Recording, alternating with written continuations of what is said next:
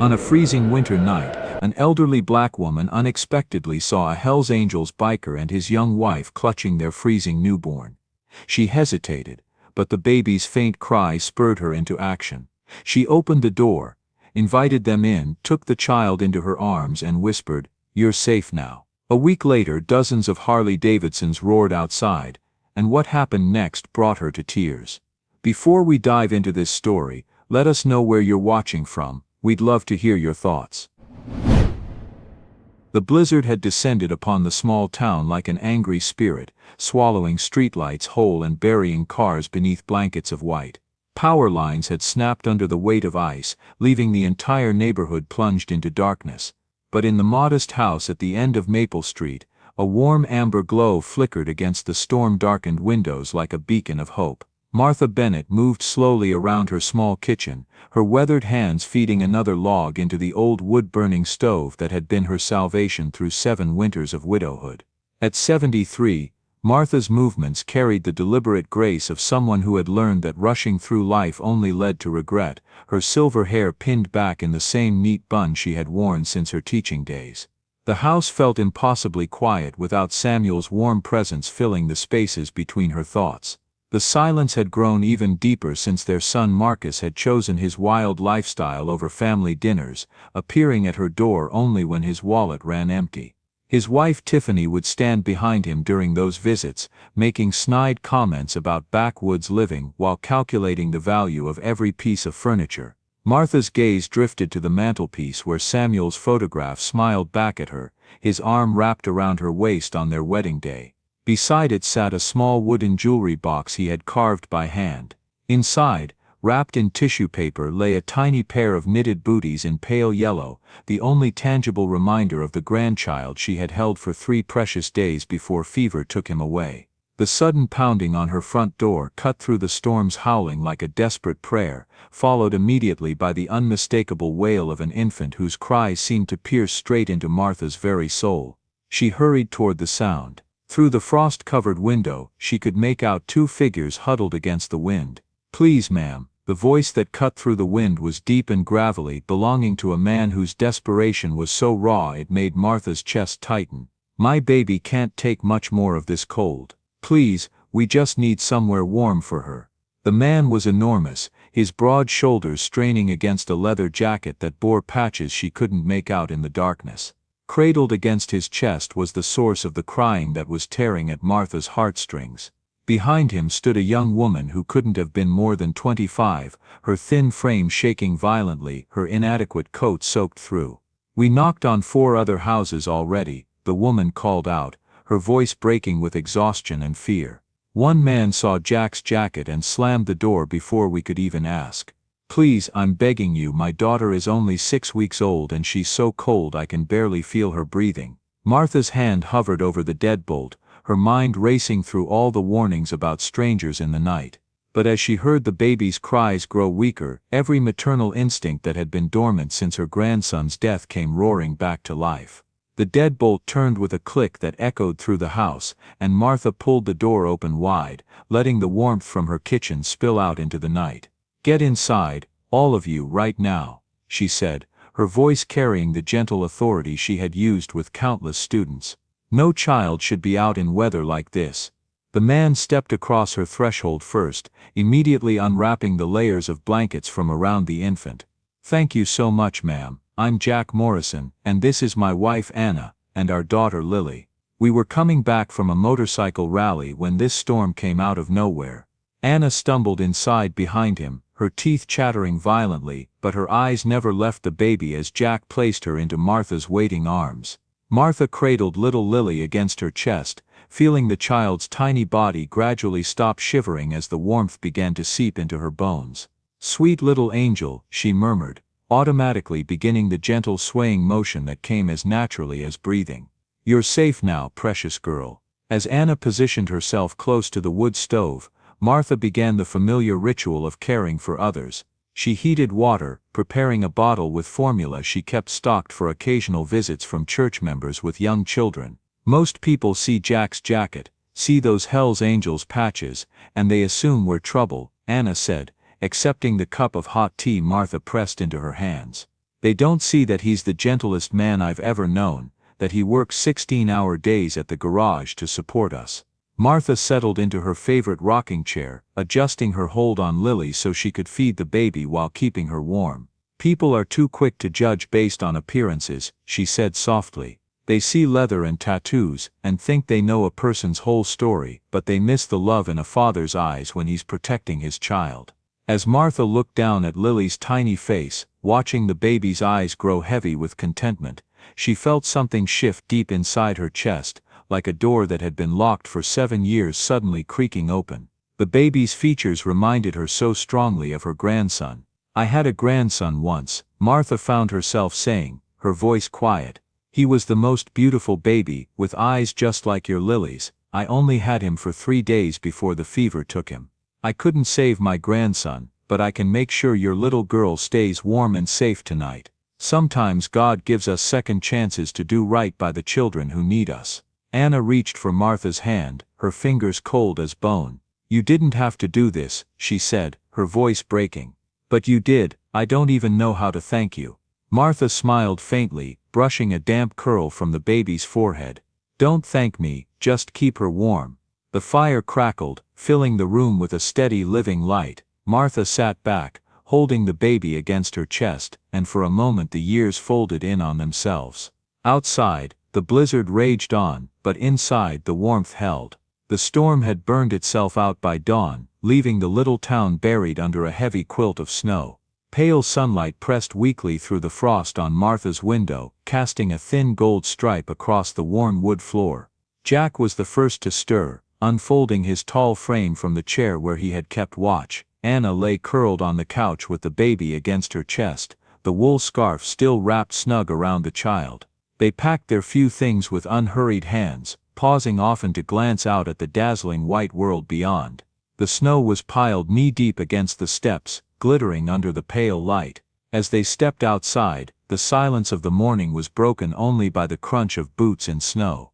Jack paused in the snow, his breath rising in quick bursts, then walked back to Martha, his hand, still rough from the cold, closed firmly around hers.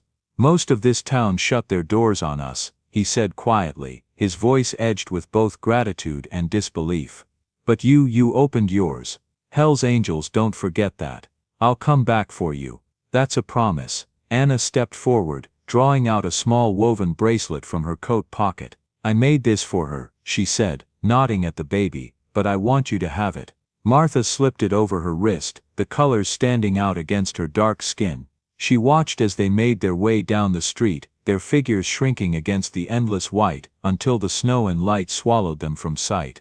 1 week later, Martha heard the familiar rumble of motorcycles turning onto Maple Street, a sound that now made her heart skip with anticipation rather than fear. Jack Morrison walked up her front path with confident stride, but today he looked nothing like the desperate father from that storm night. Gone was the intimidating leather jacket, replaced by a simple button-down shirt that made his dark eyes seem warmer.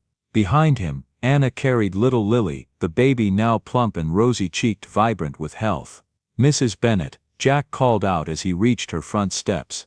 "We wanted to come see you properly, to explain some things that might help you understand why what you did meant so much to us." Martha opened her door wide, ushering them into her kitchen with bustling hospitality. As Anna settled Lily into the old high chair that had been gathering dust since Marcus was small, Martha noticed how much the baby had grown in just 7 days, her cheeks fuller and eyes brighter with alert curiosity. Jack cleared his throat and reached into his shirt pocket, withdrawing a small white envelope. "Before we say anything else, I need to explain something about who we really are," he began.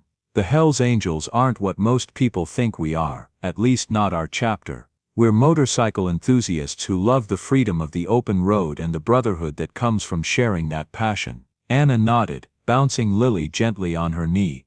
"We're not criminals or troublemakers," she said, her eyes meeting Martha's with direct honesty. "Jack works as a mechanic at Morrison's garage downtown, and I teach piano lessons to children in our neighborhood. We ride with the Angels because they're our family, because they share our values about loyalty and helping people who need it." Jack gestured toward the envelope with reverence. That night, during the blizzard, when you opened your door and saved our daughter's life, you didn't just help one family," he explained, his voice thick with emotion. "You helped our entire extended family, because every member of our chapter considers Lily to be their niece. When word got out about what you'd done, the whole group wanted to find a way to thank you properly." Inside the envelope, Martha found more money than she had seen in one place since Samuel's life insurance policy 7 years ago, along with a handwritten note explaining that the money had been collected during a charity ride, with every member contributing whatever they could afford. "This is too much," Martha whispered. "I didn't help you because I expected any reward, I helped because it was the right thing to do." Jack shook his head with gentle stubbornness. "This isn't about what you expected or what we owe," he said firmly. "This is about what our community values and how we choose to honor people who embody those values. You showed us that there are still people who judge others by their actions rather than appearances." Anna leaned forward earnestly. "Besides the money, we'd like to do some work around your house if you'll let us," she said, gesturing toward the window where Martha could see several motorcycles parked along the street, their riders dismounting with toolboxes and equipment. "We've got carpenters and painters and electricians in our group, all professionals who are eager to donate their time and skills." Little Lily began to crawl across the kitchen floor with determined focus, pulling herself up using Martha's skirt for support, her bright blue eyes sparkling with delight as she reached tiny hands toward the woman who had saved her life. Martha's heart melted completely as she lifted Lily into her arms, feeling the solid weight of healthy baby settling against her chest. "My goodness, sweet pea," she murmured, "look how big you've gotten in just 1 week." The baby's response was a delighted giggle that filled the kitchen with pure joy, and Martha found herself laughing along with tears of happiness streaming down her cheeks as she realized how much she had missed having a child in her arms. 3 days later, Martha stood in the lobby of Sunshine Children's Home with 2 large shopping bags and a heart full of purpose. The orphanage sat on the outskirts of town, showing where from housing dozens of children with limited funding. She had called ahead to speak with Director Carol Henderson, who had been running the facility for over a decade with more love than resources. "Mrs. Bennett." The chorus of young voices that greeted her arrival made Martha's face light up with genuine happiness. "Grandma Martha," called out a boy of about 7 whose missing front teeth gave his words a charming lisp that made Martha's heart skip with recognition of Marcus at the same age. Martha unpacked warm blankets in bright colors, cases of baby formula and children's vitamins, educational toys and books. At the bottom of the second bag was an envelope containing enough money to repair the ancient heating system. "This is going to save us all, Martha," Carol said softly, her voice thick with emotion. "This is going to save the whole winter for these babies." But even as Martha basked in the satisfaction of helping people who truly needed it, she couldn't shake awareness that her generous actions were being discussed in less flattering terms throughout the rest of the small town. The sight of Hell's Angels motorcycles parked outside her house for 3 days running had not gone unnoticed by neighbors who believed that associating with the wrong sort of people reflected poorly on one's character regardless of circumstances. The gossip that had floated through town like smoke on a still night eventually found its way into a cramped, dimly lit apartment on the far side of the county. Tiffany was the one to deliver it, her voice sharp with that peculiar kind of satisfaction that comes from wounding without lifting a hand. "Your mother's been keeping cozy with a bunch of bikers," she said, leaning against the kitchen counter with her arms folded. "They fixed up her roof, gave her money too, I hear. Probably hiding it somewhere in that old house of hers." Marcus was sitting slouched at the table, a half-empty bottle in front of him, his eyes dull until her words seemed to strike something deep. He poured himself another drink, the liquor sloshing against the rim, and downed it in one motion. Tiffany smirked at the way his jaw tightened. Later that night at the low-ceilinged bar where Marcus spent most evenings, the haze of cigarette smoke wrapped around the smell of spilled beer. Tiffany leaned close to him in their corner booth, her nails drumming lazily against the table. "Funny, isn't it?" she murmured. "Those bikers get to play hero and her own son gets nothing. Nothing." Marcus stared at the scarred wood of the table, then slammed his palm against it so hard the glasses rattled. "That's my house," he growled. "Everything in it's mine." Tiffany's eyes glittered as if she'd been waiting for exactly that. It was well past midnight when they reached Martha's street. The air was cold and still, the moonlight pale against the patched-up roof that gleamed faintly from the repairs. Tiffany stepped through the front gate first, her heels clicking on the path. She looked up at the little house and let out a laugh that was more like a sneer. "This is it? This is what you're so proud of," she said loudly, glancing at Marcus as if daring him to disagree. Inside, the smell of wood smoke lingered in the air. Marcus moved through the narrow hallway, opening drawers, pushing aside boxes, his movements clumsy from drink. He stopped when his eyes fell on a framed wedding photo sitting atop the old wooden cabinet, his father in a dark suit, his mother in white, both smiling in a way Marcus had not seen in years. His hand hovered above it, fingers curling in hesitation. Tiffany came up behind him, snatched the frame before he could decide, and with a swift motion tore the photograph clean down the middle. The sound of paper ripping seemed to cut through the air like a blade. "Don't go soft now," she said coldly. "You need money, not memories." Marcus stared at the pieces in her hand, something unreadable flickering in his face before the liquor drowned it again. He turned and drove his fist into the cabinet door, splintering the wood, the sound sharp and final. From the doorway, Martha's voice was low but steady. "Marcus," she said, stepping into the light, her nightgown brushed with the shadow of the fire behind her. She knelt to gather the torn pieces of the photo, cradling them in her hands as though they were something living. "That was your father and me, our wedding day. It's all I have left of him." Marcus looked away, jaw set. She straightened, holding the photo to her chest. "I kept only a little of what they gave me," she said quietly. "The rest went to the orphanage, to children who have no one." Marcus let out a short, bitter laugh. "The orphanage? You're old, Ma. Still dreaming like you can save the world." Her eyes softened despite the sting in his voice. "I only want you to live well, Marcus,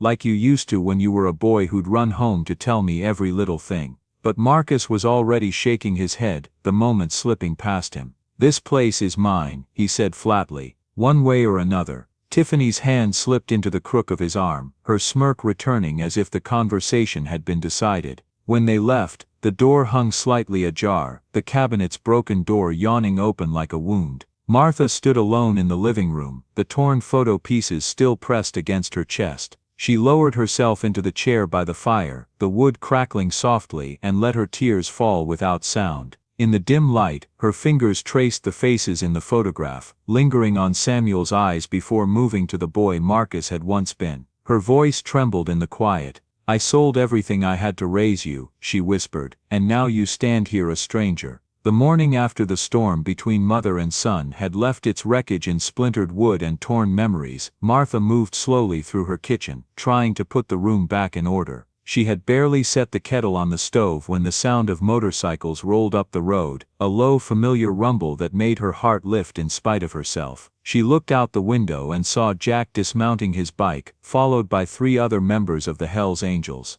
They weren't in their leather jackets today, just worn flannel shirts and jeans, each man carrying something in his hands. Jack had a box of fresh pastries from the bakery in the next county, the one Martha had always said was too far to justify the trip. She opened the door before they knocked, and the smell of cinnamon and sugar came in with the cold air. Jack grinned slightly, setting the box on her table. "We were nearby," he said, "and figured we owed you another visit." Martha smiled, about to offer them coffee, when a crash echoed from the living room. Jack's expression changed instantly. They stepped into the room to see Marcus tossing books onto the floor, Tiffany kneeling by the old cabinet and yanking out drawers. The fire in the stove was barely alive, its warmth fading because a piece of kindling had been kicked across the floor. Tiffany glanced over her shoulder, her voice dripping with mockery. "Look at this," she said to the newcomers. "Your mother here too good for her own son, lets bikers fix her house, feed her, and who knows what else." Jack walked forward until he stood between Martha and Tiffany, his jaw tight, his eyes fixed not on the woman but on Marcus. His voice was steady, almost quiet, but there was steel in it. "This woman," he said, "saved my family when your town slammed every door in our faces. You put a hand on her, you go through me first." Marcus started to puff up his chest, his shoulders squaring as if to step forward, but something in Jack's eyes made him pause. Jack didn't shout or move closer, he just stood there, solid and unmoving, the way a tree holds its ground in a gale. Without breaking his gaze, Jack reached into his pocket and pulled out his phone. He made a short call, no more than a few words. Minutes later, the sound of engines grew in the distance, one, then three, then more, until the entire street vibrated with the deep rolling thunder of over a dozen bikes. Headlights cut through the thin winter sunlight, flooding the front yard with harsh beams. The rest of the Hells Angels had been preparing for a charity ride nearby, and they arrived now in a formation that spoke of discipline and purpose. The man at their head was older, with silver streaks in his beard and eyes that missed nothing. He stepped forward, removing his gloves, his voice carrying over the idling engines. "Mrs. Martha is our friend," he said, looking from Marcus to Tiffany. "She's an honored name in our club. You'd be wise not to test the strength of that." From across the street, curtains shifted as neighbors peeked out. Some had their mouths open in disbelief. No one had seen this side of the bikers before, this tight-knit, almost ceremonial solidarity. It was not the image the town's gossip had painted, but the commotion had drawn other attention. A police cruiser turned the corner, its lights flashing blue against the snow-dusted ground. Someone, perhaps the same neighbor who had been quick to judge before, had called in a noise complaint. Two officers stepped out, their eyes scanning the crowd, the torn cabinet, and Marcus still holding one of the drawers in his hand. "What's going on here?" one officer asked. Martha opened her mouth to speak, but Tiffany cut in, her voice high and defensive. "We're just visiting," she began, but Jack stepped back, letting the room be seen as it was. The younger officer's gaze took in the overturned furniture, the damage to the cabinet, and the ripped photograph lying on the hearth. He glanced at Marcus, then at Martha, who stood silently with her hands folded. Marcus tried to protest, but his words slurred. The smell of alcohol was heavy in the air. Within minutes, he was being led toward the cruiser, Tiffany following behind under the watchful eye of the second officer, who told her she'd need to answer some questions downtown. The engines outside idled lower now, the bikers waiting quietly, their presence a wall between Martha and the chaos that had invaded her home. When the cruiser pulled away, Jack turned to her. His voice softened, the edge gone. "I'm sorry you had to see that," he said. Martha reached out and took his hand, her fingers warm despite the chill in the air. "Thank you, Jack, you've done more for me than I can say," but, she looked toward the empty road where her son had just disappeared. "I still hope one day Marcus will come back to me the way he used to be." Jack nodded slowly, his thumb pressing gently against the back of her hand. "You're his mother," he said. "I get it, you don't stop hoping." No matter what, the men outside began to shut off their engines, the sudden quiet, settling over the house like a blanket. For the first time that day, the fire in the stove flared back to life, and the smell of cinnamon from the pastries seemed to linger, mingling with the warmth as if trying to push the cold away. That winter settled in heavy and slow, the kind that painted the windows in frost and made every step outside crunch underfoot. Weeks turned into months, and true to their word, Jack and Anna came by often. Sometimes it was to drop off groceries, fresh bread still warm from the oven, jars of homemade preserves, a basket of apples. Other times, it was just to help Martha with the small things that had become harder for her hands to manage, stacking firewood neatly by the stove, fixing the hinge on the kitchen cabinet, sweeping the porch so the snow wouldn't ice over. One evening, the three of them found themselves sharing a simple supper around the small wooden table beside the stove. The fire crackled softly, throwing a golden light that made the worn wallpaper seem warmer than it was. Martha ladled stew from the old cast-iron pot, the savory smell filling the room. Jack took his seat across from her, Anna beside him, and the baby, now bigger and sturdier, gurgled happily in Anna's lap.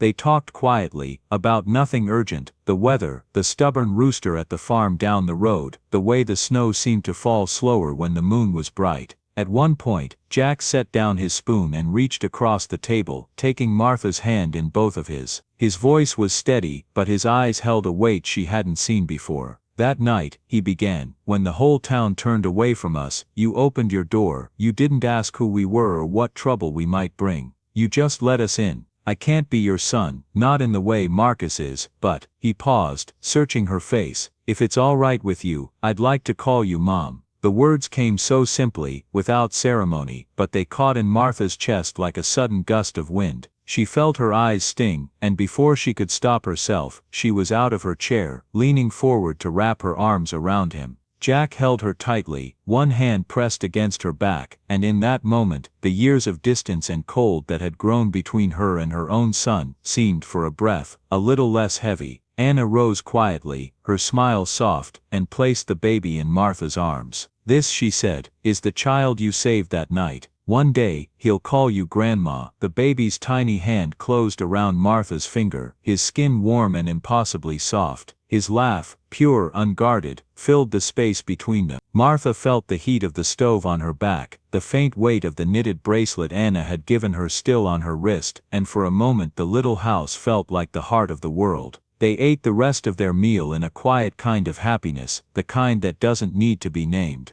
Laughter rose now and then, the firelight danced over their faces, and even the wind outside seemed to ease its constant tapping against the walls. When Jack and Anna left that night, the baby bundled close to his mother, Martha stood at the door and watched the faint glow of their taillights fade into the dark. Later, when the house was silent again, she settled into her chair by the stove. The fire had burned low, its light flickering against the worn floorboards. In her lap lay the small creased photograph of Marcus from years ago, his smile unguarded, his hair a little too long, the boy he had been before life's harder edges found him. She traced the outline of his face with her fingertip and whispered, "My son, I'm still waiting for you." She didn't hear Jack come back in, until his hand was resting gently on her shoulder. He didn't speak right away, and she didn't look up. They stayed like that for a moment, her eyes on the photograph, his steady presence behind her, until the fire popped and sent a small ember skittering across the grate. Only then did she lift her gaze and meet his, seeing in his expression an understanding that didn't need words. The months that followed carried the quiet rhythm of a life rebuilt. Jack, Anna, and sometimes a few of the other Hell's Angels made it a point to stop by regularly. They brought food, fixed small repairs, or simply sat with her, filling the house with easy conversation and the occasional burst of laughter. Word in town began to shift, slowly, unevenly, as people saw the bikers, not as the dangerous outsiders they'd imagined, but as loyal friends to a woman who had shown them kindness when no one else would. Martha kept her door open, not just for them, but for anyone who knocked. A traveler caught in bad weather, the young couple from down the road whose heater had broken. Even the postman, when the snow was too deep for his van, found a cup of coffee waiting for him by her stove. The fire never went out for long. It became more than warmth for her. It was a quiet symbol that there would always be a place in this world where kindness was not conditional. One crisp morning in early spring, the town woke to the sound of engines, not one or two, but a whole chorus, low and steady, rolling in from the highway. More than a dozen Hell's Angels rode in formation, their bikes glinting in the pale sunlight. They passed through the main street without hurry, the echo of their engines carrying far beyond the edge of town. People stepped out of shops, paused on porches, and watched as the line of riders disappeared into the distance. To some, it was still a strange sight. To others, it was now a reminder. In Martha's little house at the edge of town, the sound reached her before the riders did. She stepped onto her porch, pulling her shawl tighter around her shoulders, and listened as the engines drew near. When they passed, several riders lifted a hand in greeting, and she smiled, feeling the steady beat of their presence in her chest even after the last bike had gone. Inside, the stove burned brightly, casting long shadows on the walls. The room was simple, the table set for one, yet it felt full. The firelight glowed on the bracelet around her wrist, the baby's laughter still lived in her memory, and in that moment, she knew the warmth she kept alive here would outlast even the coldest winter. The town might still whisper, the road might still take people away, but as long as the fire burned, the door would stay open. And somewhere in the distance, the low thunder of motorcycles would remind them all that one act of kindness can carry farther than anyone ever expects. Join us to share meaningful stories by hitting the like and subscribe buttons. Don't forget to turn on the notification bell to start your day with profound lessons and heartfelt empathy.